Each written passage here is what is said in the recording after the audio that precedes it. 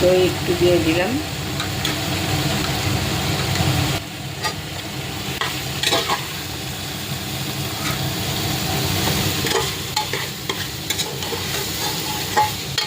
আলুর সাথে চিকেনের সাথে মশলা দিয়ে একসাথে কষিয়ে নিচ্ছি।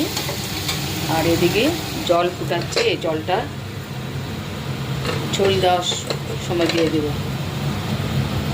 কষানোর পরে।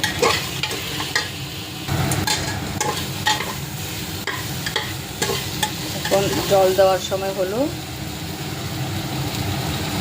এই ফুটিয়ে রাখা জলটা এখন আস্তে আস্তে প্রেসার কুকারে ঢেলে দিব।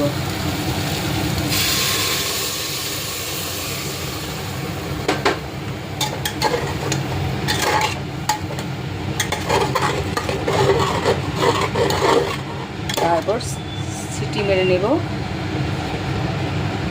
একটা আন্দাজ মতো 5-6খানা সিটি করবে।